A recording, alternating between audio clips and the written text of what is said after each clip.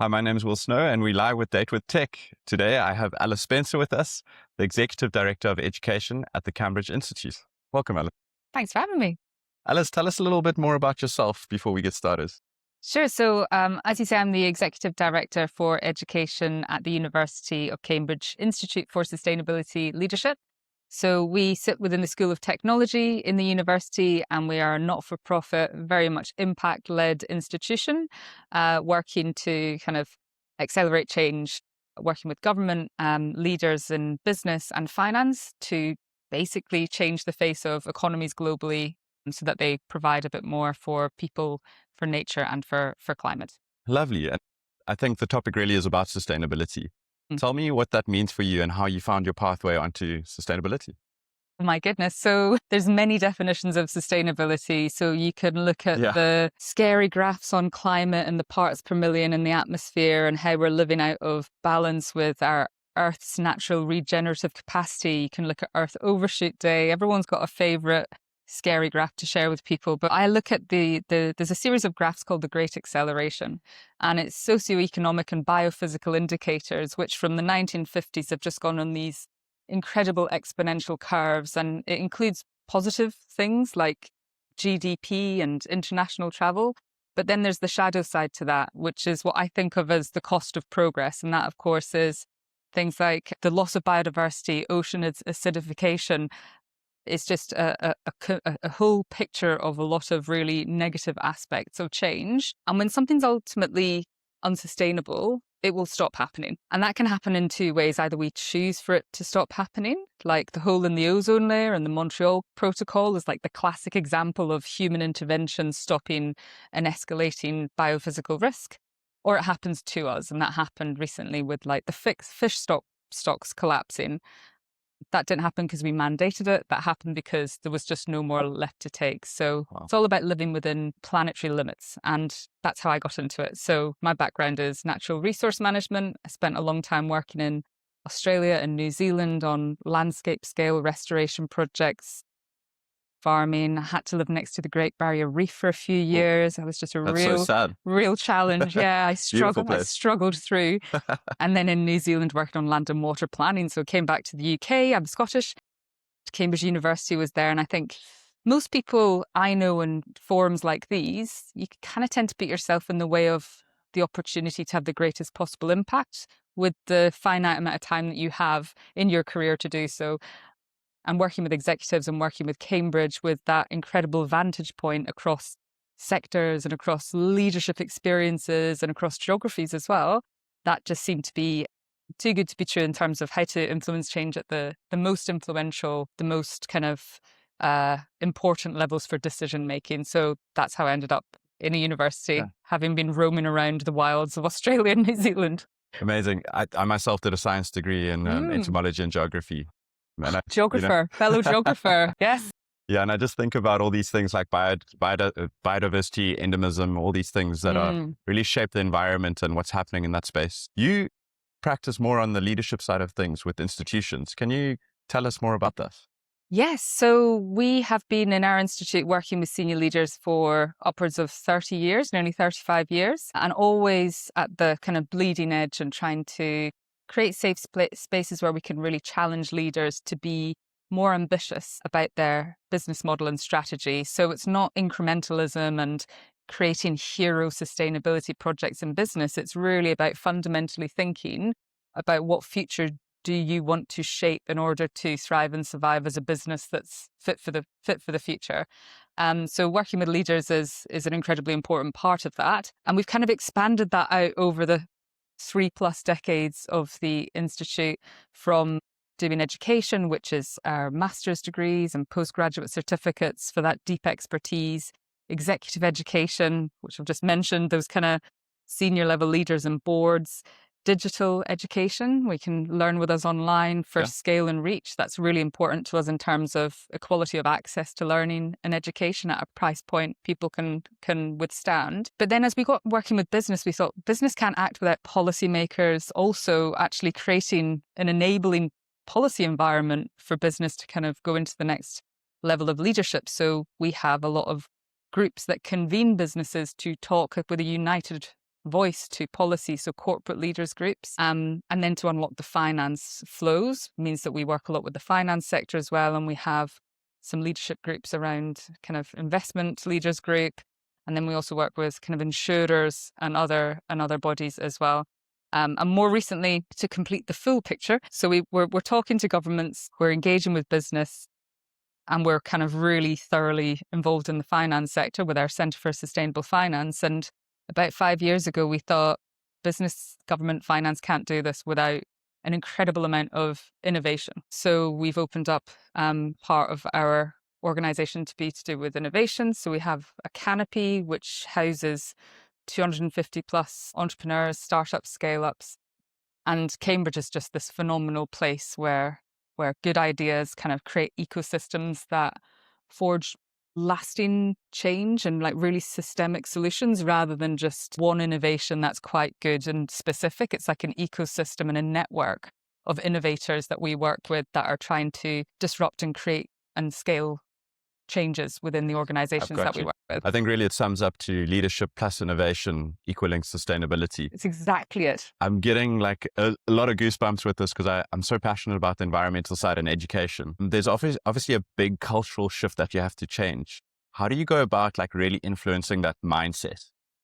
Within the organizations, culture is phenomenally important, and you can scale that out in terms of the countries and the geopolitics that we engage with as well. But specific to a company, when we're designing curriculum in a customized way for an organization, the questions we ask are about who's going to be in the room and what are their drivers, motivators, where are they limited, where are they incentivized, like what is the lay of the land in terms of where they are sitting currently. And then, of course, you look at the business strategy and the direction and the business model fundamentally. And then I really like understanding the company culture, because that will be how you show up in a room and how you engage people. Some companies are incredibly entrepreneurial. Some are incredibly risk averse. Some will be really keen to hear more about the science. Some will say, right, okay, we understand that's there. Let's get on with the innovation and the doing. And more often than not, these days, we're seeing a lot of people don't need awareness raising anymore. They kind of get it. They understand that the world is not doing very well. There's a lot of cascading tipping points and risks. Climate's a big risk multiplier. Sure. Like the forecasts we wrote decades ago are now our headlines. So you don't really need to tell that story so much. Now they want actionable, implementable things that they can take away and do to really shift the dial between incrementalism and meaningful transformational change at scale that ripples through the sector. And it's not just about their individual businesses getting their own house in order. Yes, for sure. And I really like that transition that we're going through just now. And we're really ready to meet companies where they are and take them where they need to be. But we can't do that without understanding culturally what's motivating them and limiting them and potentially going to accelerate them to create the economies of the future. It sounds like there's a sustainable transformational, layer to this. When I think about that sustainability doesn't just mean the environment and everything around that. There's sustainability, obviously, in the business and the economics of it. Mm-hmm. Is there anything particularly that you look at? Business sustainability. You can take sustainability as a term and work with it in lots of different ways. So it's longevity. Most businesses want to be around for the long term. And to do that, they need to take into consideration more than short-term risks. And many of them are in markets and economies that don't afford them the luxury of looking up and around and thinking about the future in that way. It's very much, it used to be quarterlies, now it's monthlies, like everyone is under so much financial pressure. So financial sustainability seems to be the main priority. And I think the risk there is that you spend so much time as a business looking down. When you look up, someone else has come up with a solution instead of you and is taking market share because you weren't able to think long-term, innovate. So financial sustainability is kind of eclipsing the attention of businesses at the moment, but at the expense of being a bit more entrepreneurial around the sides and thinking about what they can do to create the conditions for success rather than just being reactive to every single cascading tipping point that's happening to their businesses. Yeah, I agree. I think very much in human nature and where we live as a society today, we're very much in the capitalist system. Yes. Unfortunately, finances do drive things, but off the back of those, good things generally do come and businesses do find purpose. Talking about that, what do you think are the biggest challenges for both governments and government organizations or institutions? What are their biggest challenges? So we're not going to overthrow capitalism overnight. There's arguments for and against the system that we're currently operating in, but I think there's a level of acceptance that it's not going anywhere in most economies. So how do we work with capital markets to make sure that business is rewarded for superior performance on sustainability rather than the cases today, they are penalized in the market for doing things on sustainability. Ultimately, lots of well-intending progressive businesses will do as much as they can. They'll disclose, they'll do all the projects, and then they'll get to a point where they bump up against a market that is just not willing to concede progress on sustainability and pay for it. They'll be penalized. So that's at the point in which you need market enablers. So you need the government to step in and set a bit more of a level playing field. But at the moment, business needs to be able to prepare to kind of articulate what they need to government.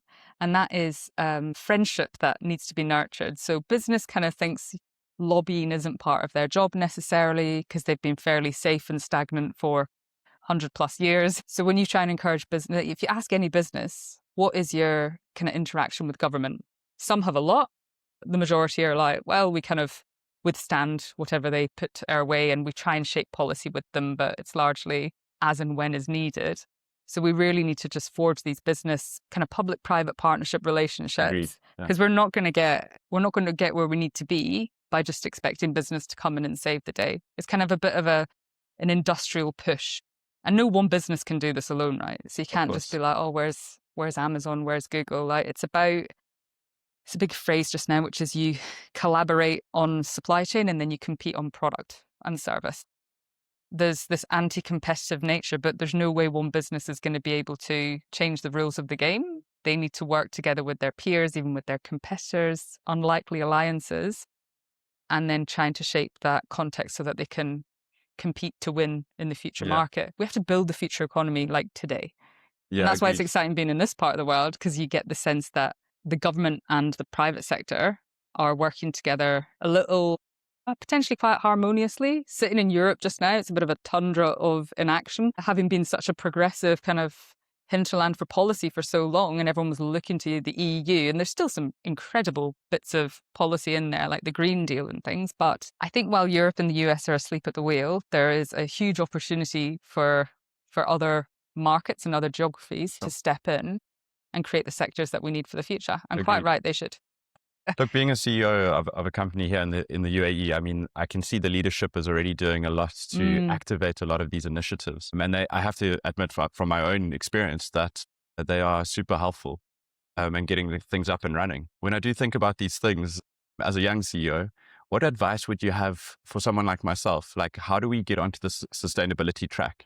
There's a lot of tech happening. There's AI, there's the race with CPU. We all know that takes a lot of energy. There's so many things we could get lost in it. But how does a young business really find a purpose in sustainability? Oh, such a good question. I ask myself this every couple of years, as my long-suffering CEO knows all too well. Where should you be for the maximum amount of impact? And every time I meet someone that's moving on from a corporate to work for the finance sector, or the finance sector to work for the government, and that's two examples just from people I've met this week. When an influential talent moves around, you ask the question, why are you going there from there? And what do you think you're going to achieve? Like, you're obviously pulling levers in different ways. So what motivates people to move around? And just being curious about sustainability professionals, because they are a rare breed. They're tired. They're incredibly well qualified to advise big business, small business on what their trajectory could look like. They're amazing advisors. So I'd be getting curious about where sustainability professionals are putting their efforts. We run an annual Chief Sustainability Officer Forum in Cambridge, and it's always just intriguing to get their perspectives on the benchmark for brilliance and what they think the really kind of pioneering things are happening and going to be happening in the future. But yeah, I think innovators as well are probably, there's so many of them, it's quite overwhelming. But if you get to meet a good disruptor, they can be interesting to shadow as well. The main thing is don't just stick to the compliance and disclosures, because we're not going to disclose our way out of the crisis that we face. The scale of what we're leaning into, I think everyone's like, oh, it's next generation's problem. And that's why I choose to work with leaders, because we don't have the time for the next generation of enlightened leaders to rise into positions of power to make better decisions. We need to learn and unlearn, like, now. Yeah, it's super interesting. Like, I think the point is that you're saying we need to act now, and it's going to take the generations that are in power now to really activate the world we live in tomorrow. It's a great point. I'm just trying to think, you mentioned disruptors and innovation. Is there any kind of innovations that you've seen in the sustainability space that are coming out that you'd like to give our listeners a hint to? Oh my goodness. You ask really good questions. I'm just going to draw from a panel I did yesterday on sustainable aviation alongside Dubai airports. I really went deep into the prep for this panel because I'm not an aviation expert. So I had to do a lot of research. And one of the interesting things was that it's only 4% of global emissions, but very high profile emissions. And as other sectors decarbonize, that 4% is going to go up, up, up, because they have not got viable, scalable alternatives just now in terms of alternative fuels. They have sustainable aviation fuel, but the supply chain is fraught with challenges. Electrification is potentially an option, but the infrastructure is not there. So as a sector, particularly in this part of the world where it's such a kind of central point of the economy, having Dubai airport soon to be much bigger, did you scale innovation there? And we had a really good conversation about the Sustainable Aviation Impact Accelerator that we have at Cambridge University, at the Whittle Laboratory, and they're doing some incredible work on things that I didn't think I'd end up learning about, like contrails. Oh, really? Okay. Behind an airplane. Yes, the contrails. So they contribute something like 50% to the overall impact from the aviation sector to climate change, because it's like albeit it's the thermal heating effect. So there's a solution to it as well. You can fly around the atmospheric conditions that create contrails with some minor changes to flight paths and not too much. It's like an extra 40 minutes on a long haul flight. So it's avoidable. And then there's a lot of science coming through about things that you can put in the fuel mix to avoid these contrails happening. But that's amazing. It is good because it's an innovation that makes business as usual better. But it doesn't solve business as usual. It doesn't solve long haul jet fuel requirements.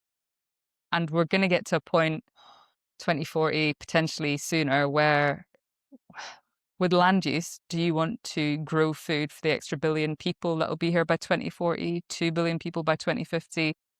Or do you want to grow fuel stock to go into sustainable aviation? So if you boil it down to simplicity, eat or fly. Interesting. Okay. I suppose eat is the logical answer there. Yeah. Cool. Alice, I wish we had some more time. It's been lovely to chat to you. Such a pleasure. Last question for you is really, if I think about what's your vision for the Cambridge Institute, specifically around the executive leadership? Where do you see it in 5 years' time? I think we're working much more closely together. So educators working more closely with businesses to engage with policymakers, to engage with those that are responsible for finance flows around the world, and the innovators as well. So we've kind of got all of the right structures in place as an institution, and now it's about execution in parts of the world which we think are going to be a significant player in shaping the future. And that's why I spend a lot of my time in the Middle East and India as well, because we want to be there to support the economies that are going to shape the future that we all share. Amazing. Alice, thank you so much. I, for one, if you ever need anything from my side, I'll happily be a part of the sustainable conversation. Fellow geographer. But thank you so much for your time. Oh, it's been a pleasure. Thank you. Cheers.